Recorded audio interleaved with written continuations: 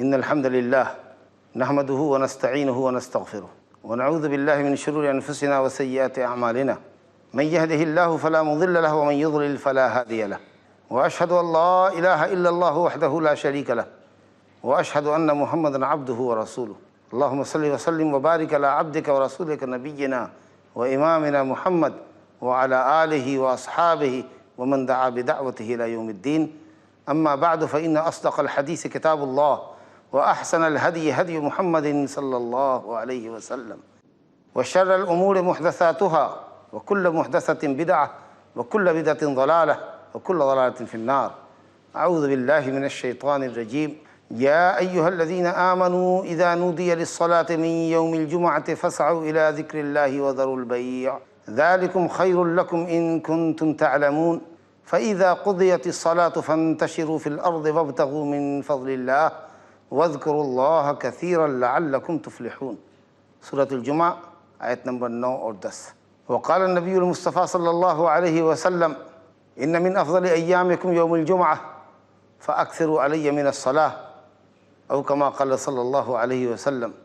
محترم ناظرین، حضرات و خواتین، اللہ رب العالمین اپنی حکمت اور مشیت سے اپنی مخلوقات میں سے جس کو چاہتا ہے دوسری مخلوق پر فوقیت اور فضیلت بخشتا ہے۔ اسی اصول پر اس نے دنوں کے اندر بھی جمعہ کے دن کو تمام دنوں پر فوقیت اور فضیلت بخشی ہے۔ یہ دن اللہ رب العالمین نے خصوصیت کے ساتھ عبادت کے واسطے امت محمدیہ علی صاحبہا الصلاۃ والسلام کو عطا کیا ہے۔ یہ نبی کریم صلی اللہ علیہ وسلم کی برکتوں میں سے ایک برکت ہے کہ جمعہ کا دن جس دن حضرت آدم علیہ السلام پیدا کیے گئے اور انسان کی پیدائش اللہ رب العالمین کی عبادت کے واسطے عمل میں آئی ہے، ہمیں بطور خاص جمعہ کا دن خصوصی اہتمام کے ساتھ عبادتوں کی انجام دہی کے لیے مقرر کیا گیا ہے اور عطا کیا گیا ہے، جبکہ یہود اور نصارہ کو اللہ سبحانہ و تعالیٰ نے اس دن سے گمراہ کر دیا۔ یا تو انہیں ہدایت نہیں ہوئی یا انہیں بھی جمعہ کا دن دیا گیا تھا، لیکن انہوں نے جمعہ کے بدلے یہود نے سنیچر اور نصارہ نے اتوار کو اپنے لیے پسند کیا۔ الحمدللہ اس امت نے جمعہ کے دن کو افضل دن سمجھ کر قبول کر لیا۔ صحیح مسلم میں حضرت ابو ہریرہ رضی اللہ عنہ اور ابو حذیفہ رضی اللہ عنہ سے روایت ہے، نبی کریم صلی اللہ علیہ وسلم نے فرمایا اضل اللہ عن یوم الجمعہ من کان قبلنا فکان لليہود یوم السبت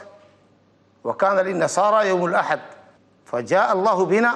وہدانا الی الجمعہ او کما قال صلی اللہ علیہ وسلم۔ اللہ نے ہم سے پہلے لوگوں کو یعنی یہود و نصارہ کو جمعہ کے دن کی توفیق نہیں دی۔ یہود نے اپنے لیے سنیچر اور نصارہ نے اتوار پسند کیا۔ اللہ رب العالمین ہم لوگوں کو سب کے بعد لایا، لیکن الحمدللہ جو سب سے افضل دن تھا اس دن کو اختیار کرنے کی اللہ رب العالمین توفیق عطا فرمائے۔ جمعہ کا دن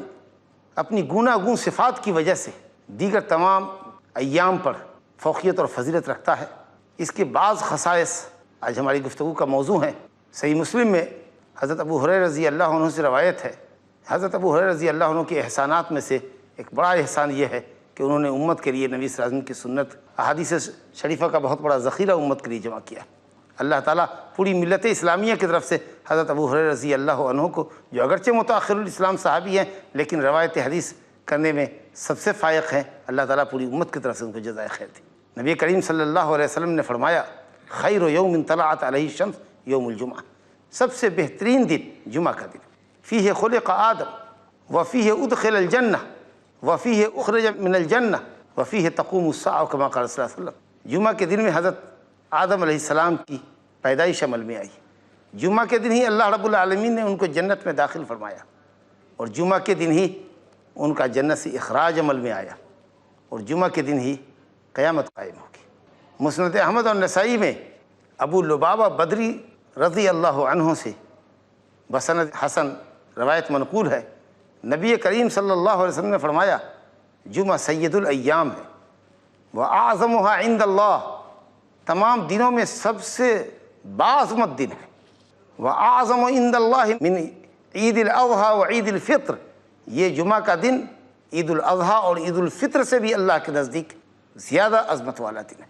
اللہ رب العالمین نے اس دن کے اندر 5 خصوصیت رکھی ہے۔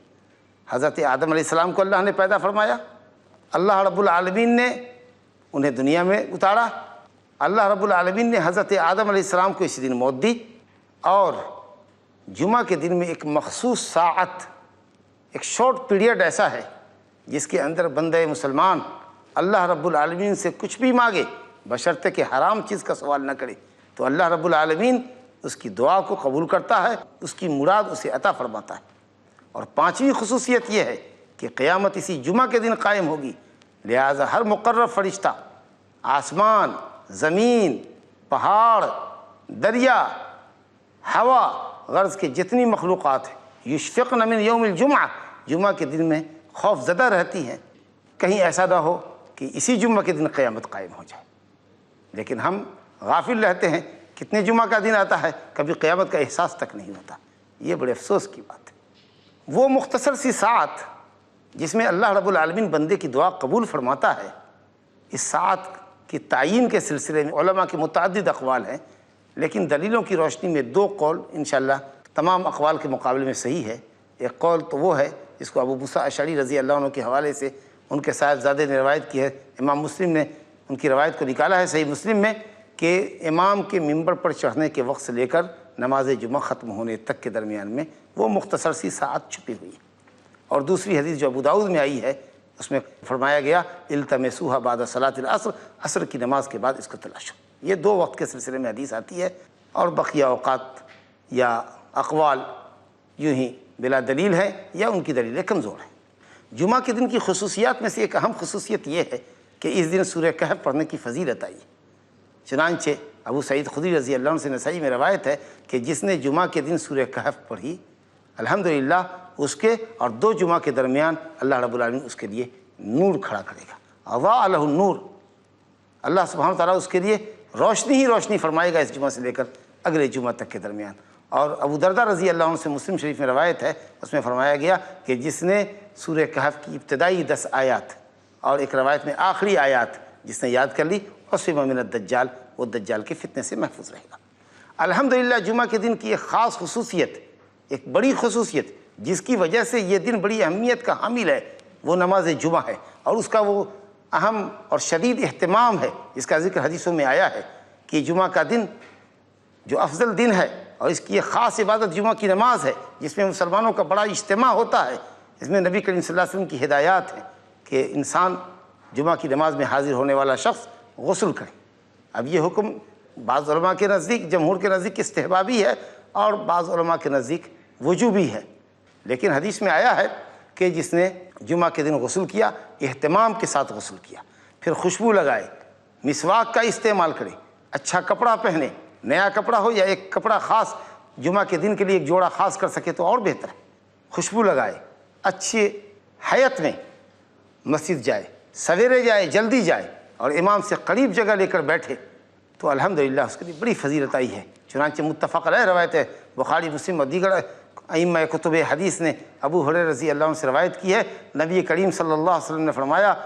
جس نے جمعہ کے دن غسل جنابت کی، یعنی جنابت کی طرح اہتمام کے ساتھ غسل کیا۔ اب بعض علماء نے یہ کہا کہ مستحب ہے کہ اس دن آدمی بیوی سے ہم بستر ہو تاکہ جمعہ کے دن کے لیے نکلتے ہوئے اس کے نفس میں حیجانی کیفیت نہ ہو، نگاہ بھی پست ہو اور دل میں سکون ہو۔ بہرحال اہتمام کے ساتھ غسل کرے اور پھر اس کے بعد پہلی ساعت میں مسجد جائے تو گویا کہ اس نے اللہ کے لیے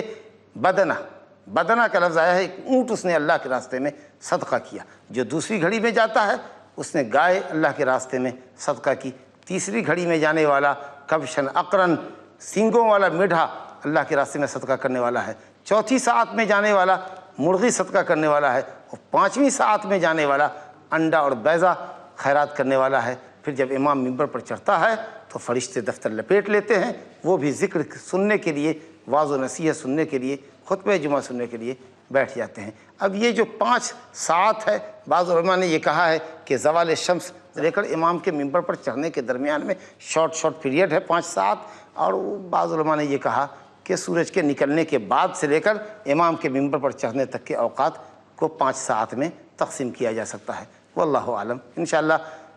سورج کے طلوع ہونے کے بعد سے لے کر زوال شمس تک کے درمیان میں یہ 5 ساعتوں کی بات اگر کہی جائے اور کی جائے تو اس میں گنجائش اچھی ہوتی ہے نماز جمعہ میں اہتمام کرنے والے کے لیے۔ ناظرین، وقت ہو گیا ایک چھوٹے سے بریک کا، بریک کے بعد پھر حاضر خدمت ہوتے ہیں۔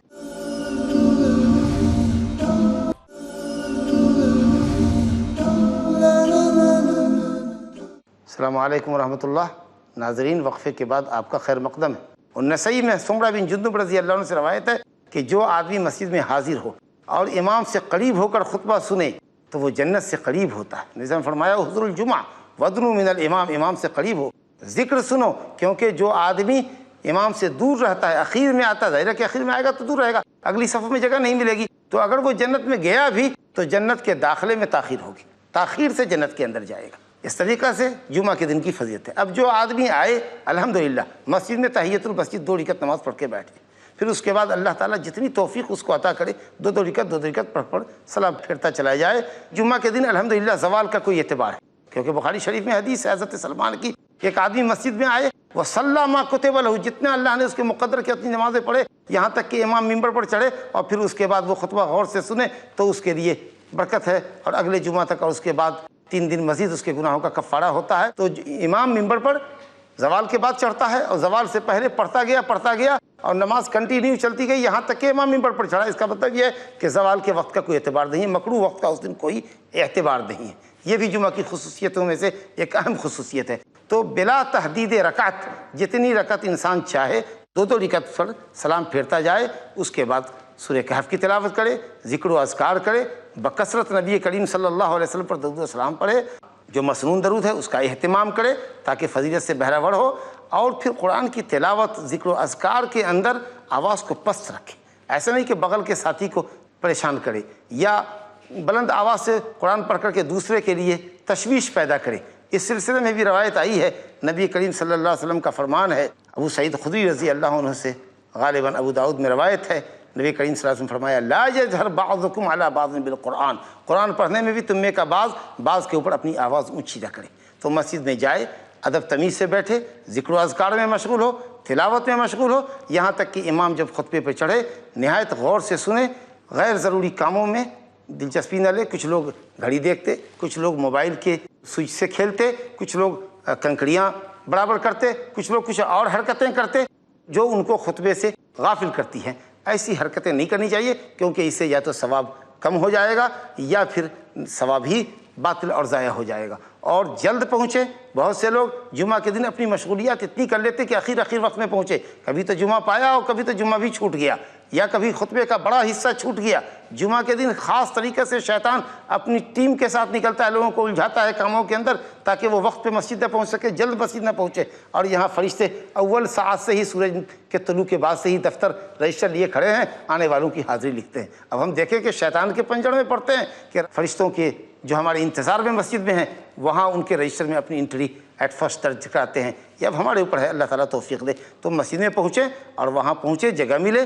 اور اطمینان سے بیٹھ جائیں۔ ایسا آدمی جو لاسٹ میں آئے اور پھر گردنیں چھلانگ لگاتا ہوا امام سے قریب پہنچنے کی کوشش کرے، جیسا کہ کچھ لوگوں کی عادت ہے، یہ بہت برا فعل ہے۔ نسائی کے اندر بسر بن عبداللہ سے روایت ہے، عبداللہ بن بسر رضی اللہ عنہ سے، کہ ایک شخص مسجد میں گردن چھلانگ لگا کر آ رہا تھا، نبی کریم صلی اللہ علیہ وسلم نے دیکھا تو اس کو ڈانٹا، کہا اجلس فقط آزیت، بیٹھ جاؤ، جہاں جگہ ملے وہیں بیٹھو، تم دوسروں کو اذیت دے رہے ہو۔ لیکن اس کے لیے ضروری ہے کہ جو حضرات پہلے آویں وہ اگلی صفوں کو بھرتے چلے جائیں، کوئی جگہ کوئی گیپنگ خالی چھوڑے نہیں، ورنہ اگر ہم اگلی صفوں میں جگہ چھوڑیں گے اور پھیل کر بیٹھیں گے اور جگہ کھلی رہے گی تو ظاہر ہے کہ دوسرے لوگ آئیں گے تو وہ آگے جائیں گے۔ تو آپ ان کو موقع نہ دیجیے گردن چھلانگ لگانے کا۔ جو لوگ پہلے آتے ہیں ان کی بھی ذمہ داری ہے کہ پہلی صف کو پڑھیں، پھر دوسری صف کو پڑھیں، پھر تیسری صف کو پڑھیں۔ لوگ اپنی اپنی سہولتوں کے اعتبار سے کسی کنارے بیٹھ جاتے، کھمبے کا سہارا لے کے بیٹھ جاتے، آگے جگہیں کھلی ہوتی ہیں۔ اگر ایسی صورت ہو تو آدمی ذرا کندھوں کو ہٹاتے ہوئے اور پلیز کرتے ہوئے مہربانی کر ذرا موقع دیجیے، جگہ دیجیے،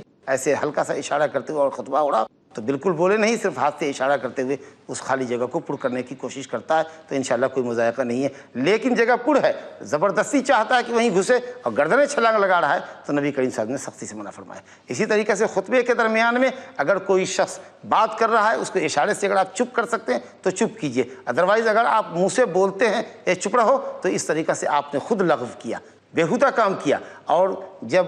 غلط کام سے روکنا غلط ہے تو خود جو لوگ بولتے ہیں یا آپس میں خطبے کے درمیان گفتگو کرتے ہیں انہوں نے کتنا بڑا لغو کام کیا۔ نبی صلی اللہ علیہ وسلم کی حدیث ہے مسلم شریف میں ابو ہریرہ رضی اللہ عنہ سے اذا قلت لصاحبك انصت والامام یخطب فقد لغوت، اور ابو داؤد میں روایت ہے کہ اس میں نبی صلی اللہ علیہ وسلم نے فرمایا کہ فقد لغا، اس نے تو لغو کیا ہی، اور آپ نے یہ بھی فرمایا کہ اس کے جمعہ سے اس کو کچھ ثواب نہیں ملے گا، گویا جمعہ کا ثواب بھی باطل ہو سکتا ہے۔ بہت نازک مسئلہ ہے، اسی اشارے سے اگر کسی کو خاموش کر سکتے ہیں، اب کوئی اشارہ سمجھ کے چپ ہو سکتا ہے تو چپ ہو، ورنہ گفتگو کرنے والے کو کرنے دیجئے، آپ اپنا اٹینشن خطبے کی طرف رکھیے۔ یہ جمعہ کے اہتمام کے اندر ہے۔ جمعہ کی خصوصیات میں سے بھی یہ خصوصیت ہے کہ امام نماز جمعہ سے پہلے دوگانہ نماز ادا کرنے سے پہلے 2 خطبے دیتا ہے، اس میں لوگوں کو واعظ و نصیحت کرتا ہے، حالات کی نبازی کرتا ہے، امت کی نبض پر اس کی ہاتھ ہوتی ہے،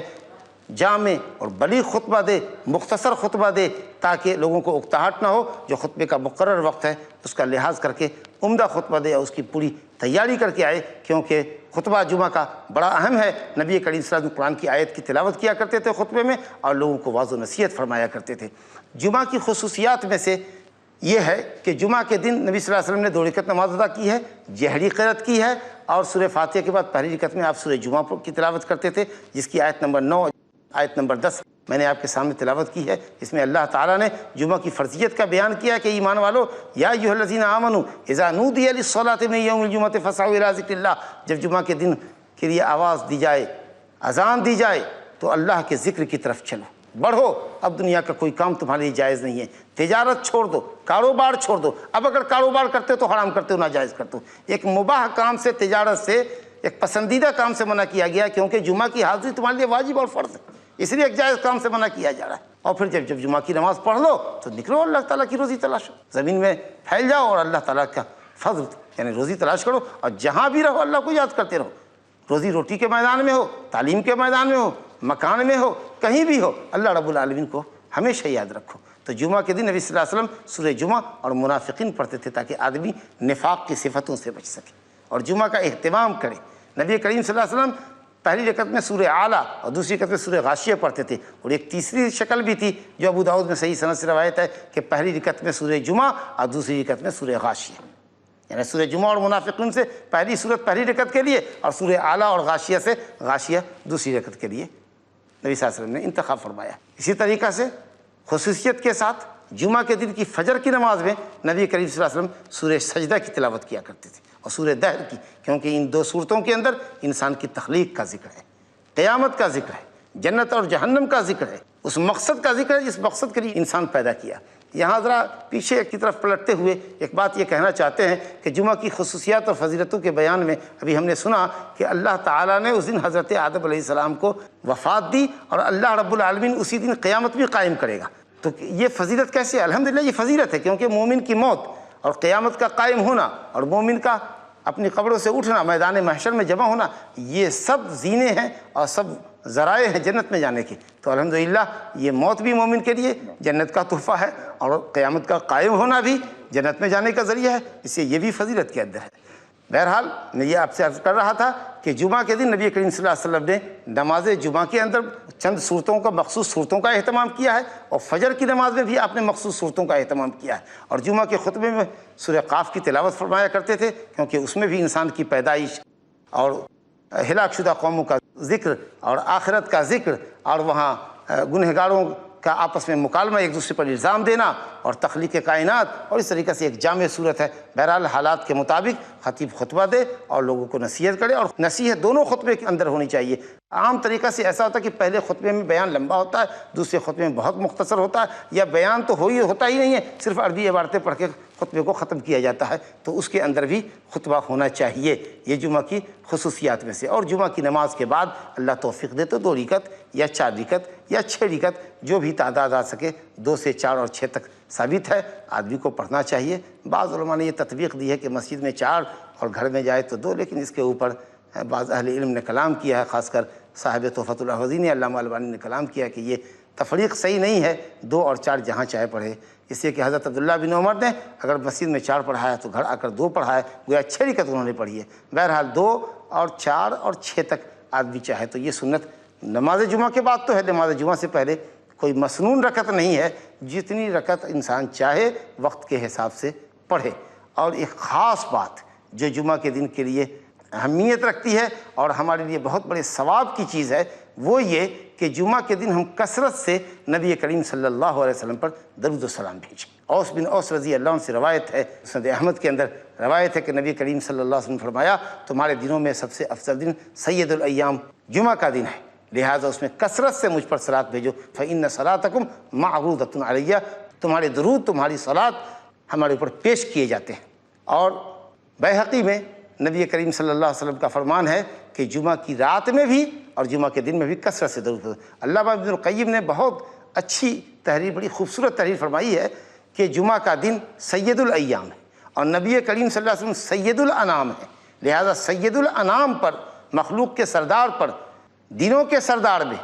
افضل ذکر درود مسنون کثرت سے پڑھنا چاہیے، کیونکہ امت کو جو بھی بھلائی ملی ہے اور جو بھی حاصل ہوئی ہے اور جمعہ کی فضیلت اور خصوصیات اور جمعہ کے آداب وغیرہ کے متعلق جو بھی وضاحتیں ہمیں ملی ہیں اور ان کے علاوہ بھی جو خیرات و برکات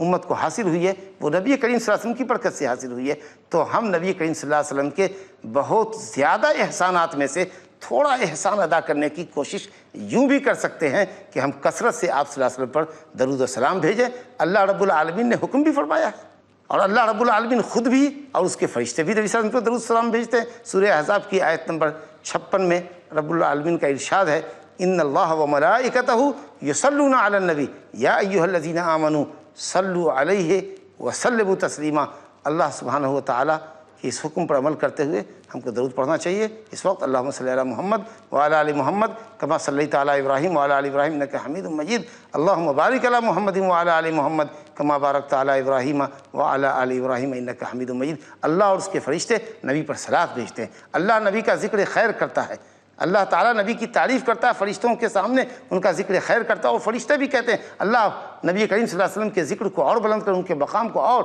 بلند سے بلند کر، اعلیٰ و ارفع کر۔ اور ہمیں بھی یہ حکم ہوا ہے کہ ہم بھی درود اور سلام پڑھیں نبی کریم صلی اللہ علیہ وسلم پر، کثرت سے جمعہ کے دن اور جمعہ کی رات میں سلام پڑھنا چاہیے۔ اللہ رب العالمین جمعہ کی اہمیت کو سمجھنے کی توفیق عطا فرمائے۔ بڑے دکھ کے ساتھ کہنا پڑتا ہے کہ جمعہ کی نماز کی بھی لوگ اہمیت نہیں سمجھتے ہیں اور جمعہ کی نماز کو چھوڑتے۔ ایک حدیث مسلم میں حضرت ابو ہریرہ رضی اللہ عنہ سے روایت ہے کہ لوگ ضرور بھی ضرور لَيَنْتَهَيَنَّ أَقْوَامٌ عَنْ وَضْعِهُمُ الْجُمْعَاتِ أَوْ لَيَخْتَمَنَّ اللَّهُ عَلَىٰ قُلُوبِهِمْ ثُمَّ لَيَكُونُنَّ مِنَ الْغَافِلِينَ كَمَا قَالَ صلی اللہ علیہ وسلم کہ لوگ جمعہ کی نماز کو چھوڑنے سے باز آ جائیں، ضرور بھی ضرور لوگ جمعہ کی نماز کو چھوڑنے سے باز آ جائیں، جمعہ کی نماز کا اہتمام کریں، ورنہ اللہ رب العالمین ان کے دلوں پر مہر لگا دے گا، پھر وہ غافلین میں سے ہو جائیں گے۔ اللہ رب العالمین سے دعا ہے کہ وہ جمعہ کی اہمیت کو سمجھنے اور جمعہ کا اہتمام کرنے اور جمعہ کے دن کی جو عبادتیں ہیں، تلاوت، ذکر اور خطبہ سننے اور نماز وغیرہ کی ادائیگی میں سویرے مسجد میں آنے، سورہ کہف وغیرہ کی تلاوت کرنے اور بکثرت نبی کریم صلی اللہ علیہ وسلم پر درود و سلام پڑھنے کی جو تلقین اور تعلیم آئی ہے، اللہ رب العالمین ان تعلیمات پر ہمیں اور آپ سب کو عمل کرنے کی توفیق عطا فرمائے۔ وباللہ تعالی توفیق، وصلی اللہ وسلم وبارک علی عبدہ ورسولہ نبینا محمد وعلی آلہ وصحبہ اجمعین، وآخر دعوانا ان الحمد للہ رب العالمین۔